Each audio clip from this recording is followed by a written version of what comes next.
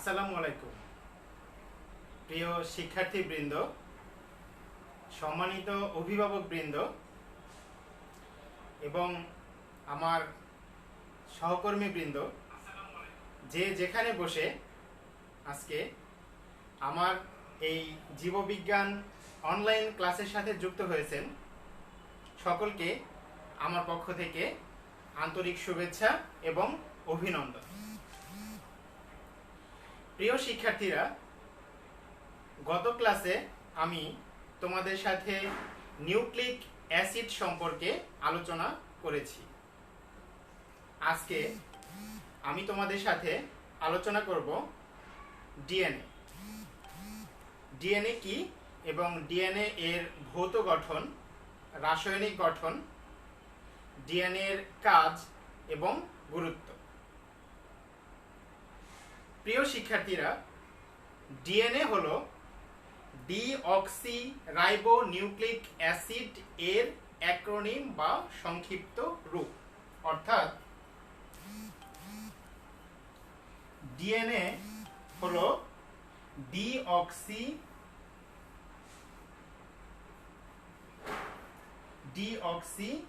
Ribo nucleic acid.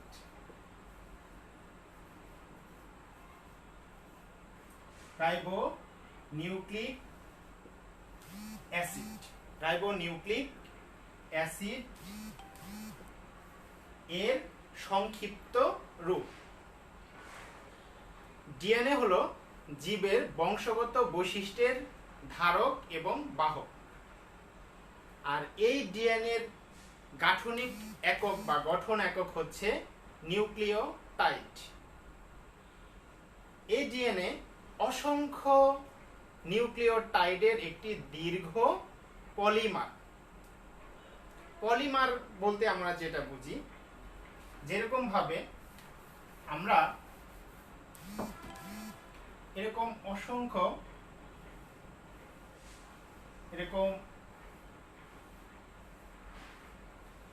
মুক্তা যুক্ত হয়ে একটি মুক্তার মালা তৈরি হতে পারে। এটা হচ্ছে এক ধরনের পলিমার। এখানে অসংখ্য, যে একটি হচ্ছে মনোমার। অর্থাৎ পলিমার যে ক্ষুদ্র ক্ষুদ্র অংশগুলো নিয়ে গঠিত, সেটাকে বলা হয় মনোমার। আর এই ডিএনএটা হচ্ছে এক ধরনের পলিমার। এখানে অসংখ্য নিউক্লিওটাইড একত্রে যুক্ত হয়ে এক একটি ডিএনএ গঠন করে। অর্থাৎ নিউক্লিওটাইডের দীর্ঘ চেইন তৈরি হয় বা শিকল তৈরি হয়, সেটিকে বলা হয় হচ্ছে ডিএনএ। অর্থাৎ এটি একটি বৃহৎ আকৃতির জৈব অ্যাসিড, যা জীবের আণবিক ভিত্তি হিসেবে স্বীকৃত। এই প্রতিটি নিউক্লিওটাইড আবার তিনটি পদার্থ নিয়ে গঠিত বা তিনটি জৈব রাসায়নিক পদার্থ নিয়ে গঠিত। একটি হচ্ছে 5 কার্বন বিশিষ্ট ডিঅক্সি রাইবোজ শর্করা, নাইট্রোজেন বেস এবং ফসফরিক অ্যাসিড। আবার বলি, ডিএনএ হচ্ছে এক ধরনের পলিনিউক্লিওটাইড। প্রত্যেকটি নিউক্লিওটাইডে থাকে 5 কার্বন বিশিষ্ট ডিঅক্সি রাইবোজ শর্করা। 5 কার্বন বিশিষ্ট শর্করা। 2 নম্বর থাকে হচ্ছে নাইট্রোজেন বেস। এই নাইট্রোজেন বেসের ভিতরে থাকে হচ্ছে অ্যাডেনিন, থাইমিন, সাইটোসিন এবং গুয়ানিন। আরেকটি থাকে হচ্ছে ফসফরিক অ্যাসিড।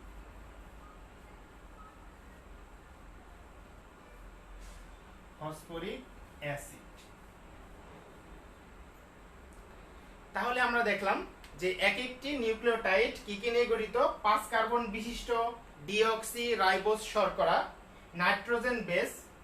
আমরা জানি যে ডিএনএ তে 4 ধরনের নাইট্রোজেন বেস থাকে: অ্যাডেনিন, থাইমিন, সাইটোসিন এবং গুয়ানিন।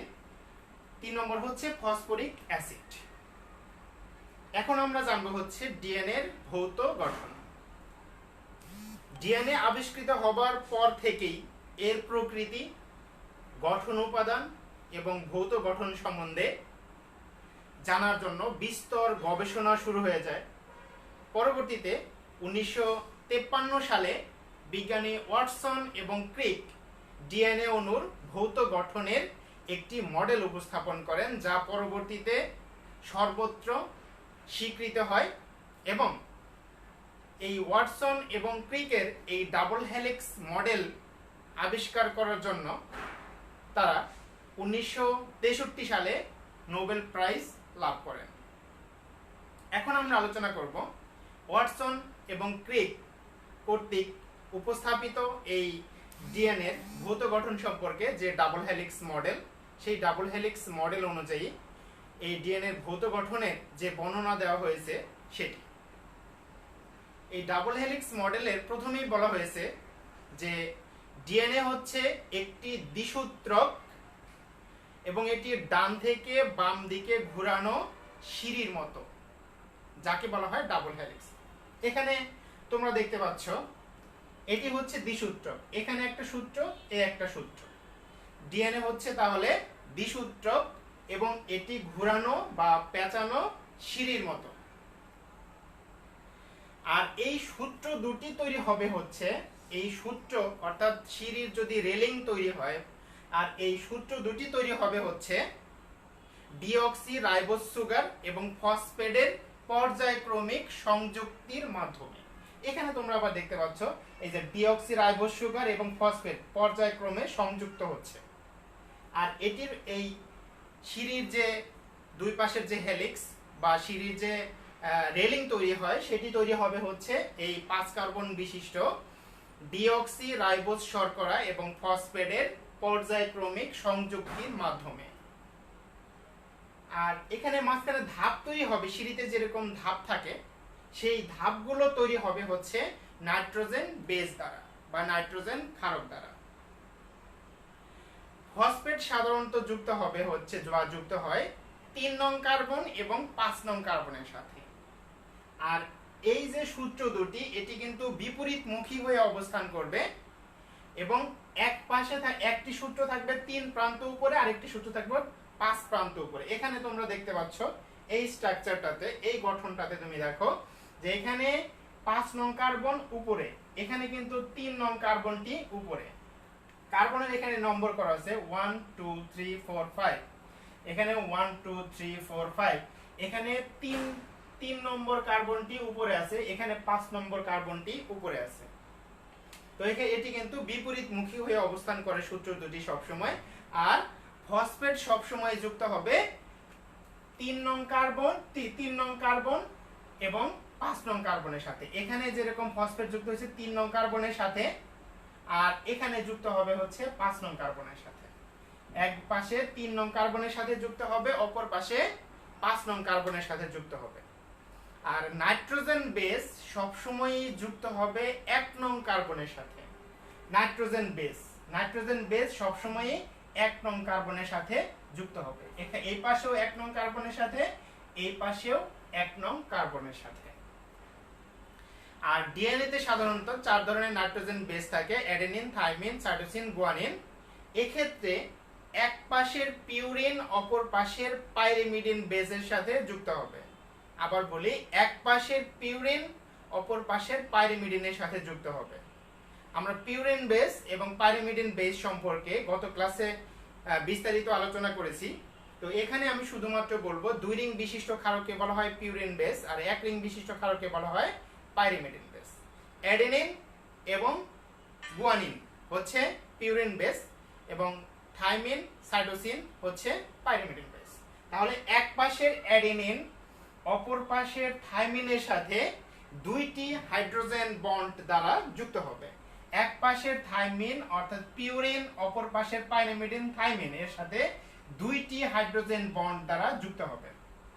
এবং এক পাশের গুয়ানিন অপর পাশের সাইটোসিনের সাথে 3টি হাইড্রোজেন বন্ড দ্বারা যুক্ত হবে। এইভাবে পর্যায়ক্রমে এই সিঁড়ির ধাপগুলো তৈরি হবে এবং এটি একটি লম্বা শিকল তৈরি করবে। এটি হচ্ছে ডিএনএ। আর প্রতিটি প্যাচের দৈর্ঘ্য হবে হচ্ছে 34 অ্যাংস্ট্রম। এই যে আমি বলেছিলাম যে এই ডিএনএ দ্বিসূত্র ঘুরানো সিঁড়ির মতো বা পেঁচানো, আর প্রত্যেকটি প্যাচের দৈর্ঘ্য হবে হচ্ছে 34 অ্যাংস্ট্রম। আর প্রতিটি প্যাচের মধ্যে এরকম ধাপ থাকে হচ্ছে 10টি। কয়টি ধাপ থাকবে? 10টি ধাপ থাকবে। তাহলে এই সম্পূর্ণ প্যাচের দৈর্ঘ্য যদি 34 অ্যাংস্ট্রম হয়, তাহলে এখানে যদি 10টি এরকম ধাপ থাকে, তাহলে প্রতিটি ধাপের দূরত্ব হবে তাহলে 34 অ্যাংস্ট্রম ভাগ হচ্ছে 10 সমান প্রতিটি ধাপের দূরত্ব দাঁড়ায় হচ্ছে 3.4 অ্যাংস্ট্রম। অর্থাৎ একটি নাইট্রোজেন বেস থেকে অপর একটি নাইট্রোজেন বেস বা একটি ধাপ থেকে অপর একটি ধাপের দূরত্ব হবে হচ্ছে 3.4 অ্যাংস্ট্রম। এখানেও কিন্তু একটি ধাপ থেকে অপর একটি ধাপের দূরত্ব হচ্ছে 3.4 অ্যাংস্ট্রম। প্রতিটি হেলিক্সের ব্যাস, এই প্রত্যেকটি হেলিক্সের ব্যাস হবে হচ্ছে 20 অ্যাংস্ট্রম। তবে এটি প্রজাতি ভেদে ভিন্ন হতে পারে বা কম বেশি হতে পারে। আর প্রতিটি অর্থাৎ একটি প্যাচে একটি অগভীর খাঁজ তৈরি হবে এবং একটি গভীর খাঁজ তৈরি হবে। এখানে তোমরা দেখতে পাচ্ছ যে একটি অগভীর খাঁজ, আরেকটি হচ্ছে গভীর খাঁজ। এইটি মিলে হচ্ছে একটা প্যাচ। একটি প্যাচে তাহলে এই দুটি খাঁজের সৃষ্টি হয়, একটি অগভীর খাঁজ আর একটি হচ্ছে গভীর খাঁজ। আর প্রতিটি ডিএনএ এর ওজন প্রায় 10⁶ থেকে 10⁹ ডাল্টনের মধ্যে হয়ে থাকে। প্রিয় শিক্ষার্থীরা, এই হচ্ছে ডিএনএ ভৌত গঠন। আমি সংক্ষেপে আরেকবার বলে দিচ্ছি। ডিএনএ ভৌত গঠন সম্পর্কে বিজ্ঞানী ওয়াটসন এবং ক্রিকের ডাবল হেলিক্স মডেলটি সর্বোচ্চ স্বীকৃত হয়েছে। এই মডেল অনুযায়ী ডিএনএ যে ভৌত গঠনের বর্ণনা করা হয়েছে, সেক্ষেত্রে প্রতিটি ডিএনএ দ্বিসূত্রক ঘুরানো সিঁড়ির মতো, যাকে বলা হয় ডাবল হেলিক্স, এবং সূত্র দুটি সমদূরত্ব বজায় রেখে বা সমদূরত্বে বিপরীতমুখী হয়ে অবস্থান করে, অর্থাৎ 5 প্রান্ত 3 প্রান্ত, অর্থাৎ 5 মুখী হয়ে অবস্থান করে। সূত্র দুটি তৈরি হয় হচ্ছে ডিঅক্সি রাইবোজ সুগার এবং ফসফেটের পর্যায়ক্রমিক সংযুক্তির মাধ্যমে। আর সিঁড়ির ধাপগুলো তৈরি হয় হচ্ছে নাইট্রোজেন বেস দিয়ে। ফসফেট সাধারণত যুক্ত হয় 3 নং কার্বন এবং 5 নং কার্বনের সাথে। নাইট্রোজেন বেস সবসময় যুক্ত হবে 1 নং কার্বনের সাথে। ডিএনএ তে 4 ধরনের নাইট্রোজেন বেস থাকে: অ্যাডেনিন, থাইমিন, সাইটোসিন এবং হচ্ছে গুয়ানিন। এক পাশের অ্যাডেনিন অপর পাশে থাইমিনের সাথে 2টি হাইড্রোজেন বন্ড দ্বারা যুক্ত হয় এবং এক পাশের গুয়ানিন অপর পাশের সাইটোসিনের সাথে 3টি হাইড্রোজেন বন্ড দ্বারা যুক্ত হয়ে থাকে। প্রতিটি প্যাচের দৈর্ঘ্য হচ্ছে 34 অ্যাংস্ট্রম। তাহলে প্রত্যেকটি প্যাচে 10টি করে নিউক্লিওটাইড অবস্থান করে, অর্থাৎ 10টি করে ধাপ থাকে। তাহলে প্রতিটি ধাপের দূরত্ব হচ্ছে 34 অ্যাংস্ট্রম ভাগ 10, 3.4 অ্যাংস্ট্রম। আর প্রতিটি হেলিক্সের ব্যাস হচ্ছে 20 অ্যাংস্ট্রম এবং প্রতিটি প্যাচে একটি অগভীর খাঁজ এবং একটি গভীর খাঁজ সৃষ্টি হয়। প্রতিটি ডিএনএ এর ওজন 10⁶ থেকে 10⁹ ডাল্টনের মধ্যে হয়ে থাকে। তো প্রিয় শিক্ষার্থীরা, আমি আশা করি ডিএনএ এর ভৌত গঠন সম্পর্কে তোমরা বুঝতে পেরেছো। এখন আমরা আলোচনা করব ডিএনএ এর রাসায়নিক গঠন। আমি প্রথমেই বলেছি ডিএনএ হচ্ছে এক ধরনের পলিনিউক্লিওটাইড, অর্থাৎ ডিএনএ কে বিশ্লেষণ করলে অসংখ্য নিউক্লিওটাইড পাওয়া যাবে। প্রত্যেকটি নিউক্লিওটাইডকে আবার বিশ্লেষণ করলে দুটি উপাদান পাওয়া যায়। প্রত্যেকটি নিউক্লিওটাইডকে বিশ্লেষণ করলে দুটি উপাদান পাওয়া যায়। তাহলে আমি প্রথমেই লিখলাম নিউক্লিওটাইড।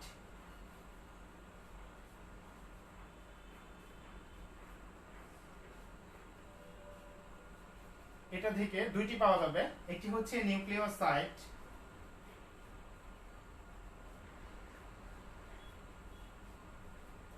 প্লাস আরেকটি পাওয়া যাবে হচ্ছে অজৈব ফসফেট বা ফসফরিক অ্যাসিড। এই নিউক্লিওসাইডকে আবার বিশ্লেষণ করলে পাওয়া যাবে 5 কার্বন বিশিষ্ট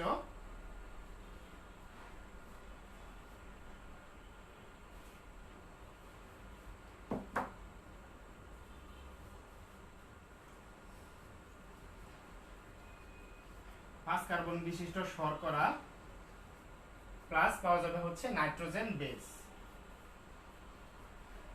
তাহলে আমরা এই নিউক্লিওটাইডকে, এই নাইট্রোজেন বেস হচ্ছে আবার অ্যাডেনিন, 4 ধরনের নাইট্রোজেন বেস পাওয়া যাবে: অ্যাডেনিন, থাইমিন, সাইটোসিন এবং হচ্ছে গুয়ানিন।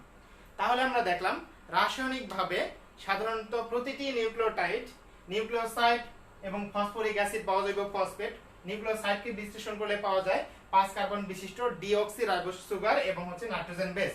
এই নাইট্রোজেন বেস হচ্ছে আবার 4 ধরনের, অ্যাডেনিন, থাইমিন, সাইটোসিন এবং হচ্ছে গুয়ানিন। তাহলে দেখা যাচ্ছে যে ডিএনএ তে সাধারণত 3টি উপাদান থাকে। একটি হচ্ছে 5 কার্বন বিশিষ্ট ডিঅক্সি রাইবোজ শর্করা, আরেকটি হচ্ছে nitrogen base adenine, thymine, cytosine এবং হচ্ছে গুয়ানিন, আরেকটি পাওয়া যায় হচ্ছে ফসফরিক অ্যাসিড। প্রিয় শিক্ষার্থীরা, এখন আমরা আলোচনা করব ডিএনএ এর কাজ সম্পর্কে। ডিএনএ কি কাজ করে থাকে? প্রথমত ডিএনএ ক্রোমোজোমের গাঠনিক উপাদান হিসেবে এটি কাজ করে থাকে, বংশগতির আণবিক ভিত্তি হিসেবে কাজ করে, সকল বৈশিষ্ট্যের ধারক এবং বাহক, এবং সকল বৈশিষ্ট্যকে পিতামাতা হতে সন্তান সন্ততি বিশেষ করে বংশ পরম্পরায় এটি স্থানান্তর করে থাকে। সেই সাথে সকল বৈশিষ্ট্যের বা জীবের যাবতীয় বৈশিষ্ট্যের প্রকাশ ঘটিয়ে থাকে। সেই সাথে সকল শারীরতাত্ত্বিক এবং জৈবিক কাজ নিয়ন্ত্রণ করে থাকে, মিউটেশনের ভিত্তি হিসেবে কাজ করে, এবং ডিএনএ ও এর হেলিক্সে কোনো ধরনের গোলযোগ দেখা দিলে ডিএনএ সেটি নিজে নিজেই মেরামত করে নিতে সক্ষম। এখন আমরা আলোচনা করব ডিএনএ এর গুরুত্ব সম্পর্কে। আমরা জানি যে যে সমস্ত বহুকোষী জীব আছে সেখানে কোষ বিভাজন সম্পন্ন হয়। মাইটোসিস কোষ বিভাজন সম্পন্ন হয়, মায়োসিস ঘটে, কখনো কখনো নিম্ন শ্রেণীর জীবে অ্যামাইটোসিস কোষ বিভাজন ঘটে। আর কোষ বিভাজনের পূর্ব শর্ত হচ্ছে ডিএনএ প্রতিলিপন। মাইটোসিস কোষ বিভাজন যখন সম্পন্ন হয়, একটি কোষ থেকে দুটি অপত্য কোষের সৃষ্টি হয় এবং প্রত্যেকটি অপত্য কোষে মাতৃকোষের গুণাগুণ সম্পন্ন বজায় থাকে, ক্রোমোজোম সংখ্যা সমান থাকে, সকল বৈশিষ্ট্য সমান থাকে। তো সেই ক্ষেত্রে প্রথমেই ডিএনএ প্রতিলিপন সম্পন্ন হতে হয়। আর এই কোষ বিভাজনের জন্য বা সময় একটি নির্ভুল প্রতিলিপি সৃষ্টি করে থাকে এই ডিএনএ। প্রোটিন সংশ্লেষণ করে থাকে, জীবের বৈশিষ্ট্য প্রকাশের জন্য প্রোটিন তৈরির প্রয়োজন হয়, সেখানে প্রোটিন তৈরি করে থাকে, সকল জৈবনিক সংকেত বহন করে থাকে, এবং ডিএনএ এর গঠন স্থায়ী, মিউটেশন ছাড়া এটি পরিবর্তিত হয় না। আর ডিএনএ অণু জীবকোষের সকল রাসায়নিক বিক্রিয়া নিয়ন্ত্রণ করে বলে এই ডিএনএ কে মাস্টার মলিকিউল বলা হয়ে থাকে। আরেকবার বলছি, ডিএনএ অণু জীবের সকল শারীরতাত্ত্বিক বা রাসায়নিক বিক্রিয়া নিয়ন্ত্রণ করে বলে ডিএনএ কে মাস্টার মলিকিউল বলা হয়ে থাকে। তো প্রিয় শিক্ষার্থীরা, এখান থেকে এবার যে ধরনের প্রশ্ন হতে পারে বা সৃজনশীল বা উদ্দীপক হতে পারে সেটি হচ্ছে, যদি উদ্দীপকটা এমন হয় যে শিক্ষক ক্লাসে দুটি নিউক্লিক অ্যাসিডের কথা আলোচনা করলেন, তার মধ্যে একটি দ্বিসূত্রক এবং এর কোনো প্রকার ভেদ নেই, তাহলে কিন্তু আমি বুঝতে পারবো যে উদ্দীপকে যে উল্লিখিত যে নিউক্লিক অ্যাসিডের কথা বলা হয়েছে সেটি হচ্ছে ডিএনএ। আসলে যে উদ্দীপকে এখন প্রশ্ন হতে পারে যে উদ্দীপকে উল্লিখিত নিউক্লিক অ্যাসিডটির ভৌত গঠন বর্ণনা করো, অথবা উচ্চতর দক্ষতায় এরকম প্রশ্ন হতে পারে যে উদ্দীপকে উল্লিখিত নিউক্লিক অ্যাসিডটিকে মাস্টার মলিকিউল বলা হয়, বিশ্লেষণ করো বা তোমার উত্তরের সপক্ষে যুক্তি দেখাও। প্রিয় শিক্ষার্থীরা, তোমাদের জন্য বাসার কাজ হচ্ছে এই ডিএনএ এর ভৌত গঠনের চিহ্নিত চিত্র অঙ্কন করবে এবং ভৌত গঠন, রাসায়নিক গঠন এবং এর গুরুত্ব সম্পর্কে বিস্তারিত আলোচনা বা বিস্তারিত ভাবে পড়ে আসবে। তো প্রিয় শিক্ষার্থীরা, তোমরা ভালো থাকো। এই করোনা মহামারীর মধ্যে অতি প্রয়োজন ছাড়া ঘরের বাইরে বের হবে না। তোমরা ভালো থাকবে, তোমাদের ফ্যামিলি সবাইকে ভালো রাখবে, তাহলেই ভালো থাকবে আমাদের সমাজ এবং দেশের সকল মানুষ। ধন্যবাদ সকলকে।